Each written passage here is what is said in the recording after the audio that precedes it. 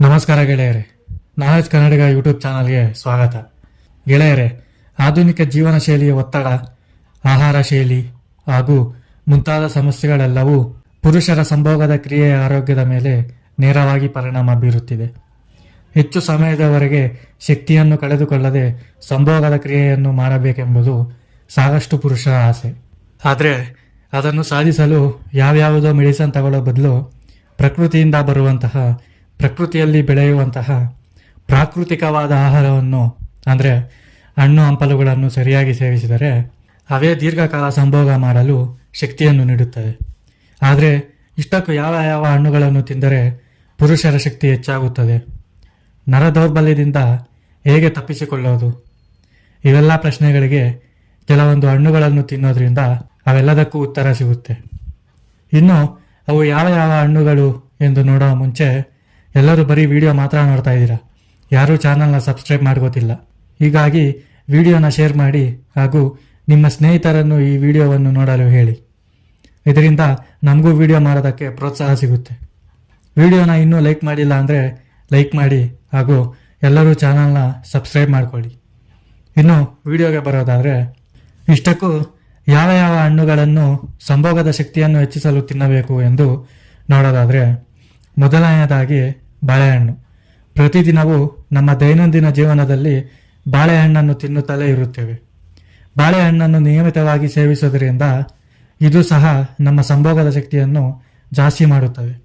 ಎರಡನೆಯದಾಗಿ ಅಶ್ವಗಂಧ. ಅಶ್ವಗಂಧವು ಸಂಭೋಗದ ಕ್ರಿಯೆಯನ್ನು ಹೆಚ್ಚಿಸುವ ಮೂಲಿಕೆ ಎಂದು ಆಯುರ್ವೇದದಲ್ಲಿ ಈಗಾಗಲೇ ಹೇಳಲಾಗಿದೆ. ಇದು ಟೆಸ್ಟೋಸ್ಟೆರೋನ್ ಹಾರ್ಮೋನನ್ನು ಹಾಗೂ ಸ್ಟಾಮಿನಾವನ್ನು ಹೆಚ್ಚಿಸುತ್ತದೆ. ಅಶ್ವಗಂಧವನ್ನು ನಿಯಮಿತವಾಗಿ ಸೇವಿಸುವುದರಿಂದ ದೀರ್ಘಕಾಲ ಸಂಭೋಗವನ್ನು ಮಾಡಬಹುದು. ಮೂರನೆಯದಾಗಿ ದಾಳಿಂಬೆ ಹಣ್ಣು. ದಾಳಿಂಬೆ ಹಣ್ಣನ್ನು ಸಾಮಾನ್ಯವಾಗಿ ನೈಸರ್ಗಿಕವಾಗಿರುವಂತಹ ವಯಾಗ್ರಾ ಎಂದು ಕರೆಯಲಾಗುತ್ತದೆ. ದಾಳಿಂಬೆಯು ಬ್ಲಡ್ ಫ್ಲೋ ಅನ್ನು ಜಾಸ್ತಿ ಮಾಡುವಂತಹ ಅಂಶವನ್ನು ಹೊಂದಿದೆ. ಇದರಿಂದಾಗಿಯೇ ದಾಳಿಂಬೆ ಹಣ್ಣನ್ನು ತಿಂದರೆ ಅದು ಸಂಭೋಗ ಕ್ರಿಯೆಗೆ ಸಹಾಯ ಮಾಡುತ್ತದೆ ಎಂದು ಹೇಳುತ್ತಾರೆ. ನಾಲ್ಕನೆಯದಾಗಿ ಹುಣಸೆಹಣ್ಣು. ಪ್ರತಿದಿನವೂ 4 ರಿಂದ 5 ಹುಣಸೆಹಣ್ಣು ಹಾಲಿನಲ್ಲಿ ನೆನೆಸಿಟ್ಟು ಅದನ್ನು ಸೇವಿಸುವುದರಿಂದ ಅದು ಸಂಭೋಗಕ್ಕೆ ಸಹಾಯವಾಗುತ್ತದೆ. ಐದನೆಯದಾಗಿ ಕಲ್ಲಂಗಡಿ. ಕಲ್ಲಂಗಡಿ ಹಣ್ಣನ್ನು ನಿತ್ಯವೂ ಸೇವಿಸಬೇಕು. ಏಕೆಂದರೆ ಕಲ್ಲಂಗಡಿ ಹಣ್ಣಿನಲ್ಲಿ ನೈಟ್ರಿಕ್ ಆಮ್ಲ ಇರುವುದರಿಂದ ನಮ್ಮ ದೇಹದಲ್ಲಿನ ರಕ್ತವು ಸುಗಮವಾಗಿ ಹರಿಯುತ್ತದೆ. ರಕ್ತವು ಸುಗಮವಾಗಿ ಹರಿಯೋದ್ರಿಂದ ದೀರ್ಘಕಾಲ ಸಂಭೋಗ ಕ್ರಿಯೆಯನ್ನು ಮಾಡಬಹುದು. ಇನ್ನು ಇವೆಲ್ಲ ಹಣ್ಣುಗಳನ್ನು ತಿಂದರೆ ಸಾಲದು.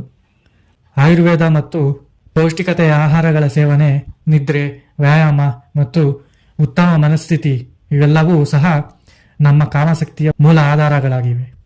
ಇನ್ನು ವಿಡಿಯೋದಲ್ಲಿ ಹೇಳಿರುವಂತಹ ಹಣ್ಣುಗಳು ನಾರ್ಮಲ್ ಆಗಿ ಅಂಗಡಿಗಳಲ್ಲಿ ಸಿಗುವಂತಹ ಹಣ್ಣುಗಳೇ. ಇದನ್ನು ಸೇವಿಸುವುದರಿಂದ ಯಾವುದೇ ಅಡ್ಡ ಪರಿಣಾಮ ಇರುವುದಿಲ್ಲ. ಆದರೂ ಸಹ ನಿಮ್ಮ ಆರೋಗ್ಯಕ್ಕೆ ಅನುಗುಣವಾಗಿರುವಂತೆ ನಿಮ್ಮ ಡಾಕ್ಟರ್ನ ಒಂದು ಬಾರಿ ಭೇಟಿ ಮಾಡಿ ಅವರ ಸಲಹೆಯನ್ನು ಪಡೆದು ನಂತರ ಮುಂದುವರಿಯುವುದು ಉತ್ತಮ ಎಂದು ನನ್ನ ಅಭಿಪ್ರಾಯ. ಇದಾಗಿತ್ತು ಗೆಳೆಯರೆ ಇವತ್ತಿನ ವಿಡಿಯೋ. ಇನ್ನು ಈ ವಿಡಿಯೋ ನಿಮಗೆ ಇಷ್ಟ ಆದರೆ ಒಂದು ಲೈಕ್ ಮಾಡಿ ಹಾಗೂ ಚಾನಲ್ನಲ್ಲಿ ವಿಡಿಯೋ ಬಂದ ತಕ್ಷಣ ನಿಮಗೆ ನೋಟಿಫಿಕೇಶನ್ ಬರಲೆಂದು ನಮ್ಮ ಚಾನಲನ್ನು ಸಬ್ಸ್ಕ್ರೈಬ್ ಮಾಡಿಕೊಂಡು ಬೆಲ್ ಐಕಾನ್ ಆನ್ ಮಾಡಿ. ವಿಡಿಯೋವನ್ನು ನೋಡಿದ್ದಕ್ಕಾಗಿ ಧನ್ಯವಾದಗಳು.